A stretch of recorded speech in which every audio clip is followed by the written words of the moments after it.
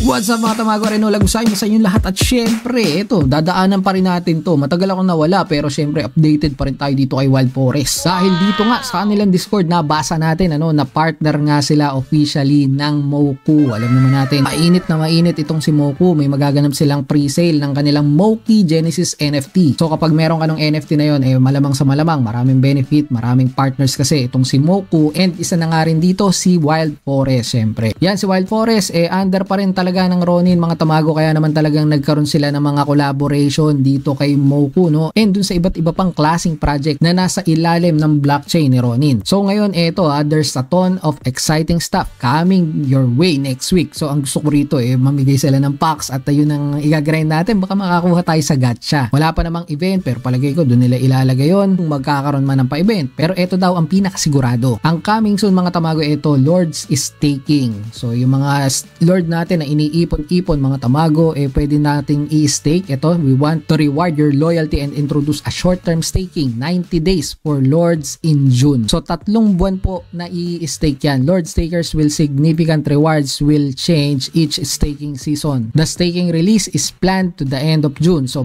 ito, yung katapusan ng buwan mga tamago, magiging available na ata itong si staking ng mga Lord. So ngayon, sinasabi rito, in the first season, stakers will share an allocation in the community round and receive extra honor points in play to airdrop season 2. Kasi yung mga Lord naman yan, badge lang yan mga tamago, no? Yung castle natin, yung mga citadel, hindi pa po ilalabas yan sa mga next update. Kumbaga medyo matatagalan pa ng konti yan. So ngayon, kapag ka nag-stake kayo ng inyong mga Lord, kayo ay makakakuha ng allocation para sa community round. So yung mga gustong bumili ng token mismo, yun nga, mabibiyayaan kayo ng pwesto. Kayo po ay magbabayad pa rin. Bibili pa rin kayo, gagastos pa rin. So ngayon meron ditong play to airdrop season 2 naman. Sa season 2 kasabay na nito yung pinaka game release. Yun ang pinaka inaabangan natin. Dahil nga kapag ka nagkaroon na ng game release mga tamago, maaari na natin gamitin yung ating mga NFTs na galing dun sa packs. Matatransfer na rin natin yung mga beta assets natin, magagamit natin at mapag-merge, makakapagpa-level na. Dahil dito sa play to airdrop season 2, ang pinakabasehan na po dyan ay ito, most honor points will come to the battle pass progression and leaderboard. So doon na magbabase sa labanan na talaga mga maglalaro. Lord holders will get some bonus honor. Kumbaga may bonus lang, pero sabi naman dito hindi naman daw masyadong impactful yun unless talaga nag-hoard ka ng maraming Lord.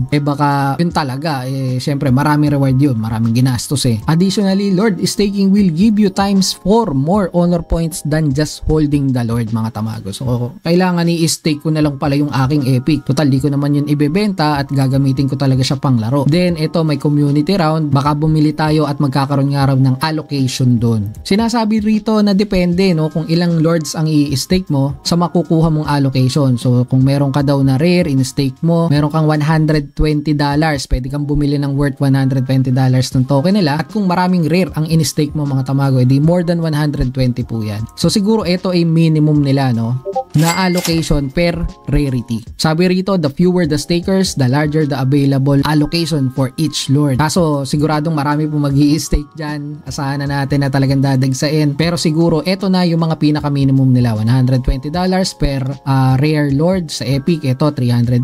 So depende yan kung ilan ang Lord mo, kung anong klase, at kung ilan ang mag-i-stake. At syempre, dun sa community round, players are required to pass KYC. So bibigay niyo po talaga yung detalye nyo. Dito kay Impossible Finance, hindi ko pa rin alam kung paano ito. Titignan natin, bibigyan natin yung mga pangalan natin siguro, tsaka mga address. Alam ko ganyan talaga kapag bumibili dun sa mga seed sale, sa mga Pero ito community round pero may KYC. So, sige, gawin na lang din natin yun. Okay lang naman. Then ito, in the meantime, we are working on some more great things that we will announce soon. So tignan natin kung ano pa yung mga susunod nila na mga pa-event. So sana maganda-gandang mga balita at may play to airdrop pa rin tayo dito na tokens na iniintay. Sana maganda-ganda yung value noon. And definitely maglalaro talaga ako nito. Excited ako dun sa TGE talaga nila. Syempre naandun ang value ng token. Magkano kaya ang kalalabasan? Let's see kung ano pang magaganap dito kay Wild Forest. At patuloy mo kayong i-update dito sa mga balitang Ronin. Lalong-lalo na dito kay Wild Forest. Napaka-bullish talaga ako dito sa game na to. Sa mga hindi pa po nakakapag-grind, may season 2 pa. Mag-grind na kayo ngayon. Libre lang naman. Free to play mga tamago. Hindi nyo kailangan gumastos. Kailangan lang dito ay tiyaga at oras. Ito ulit sa Mike Tamago at ingat kayo.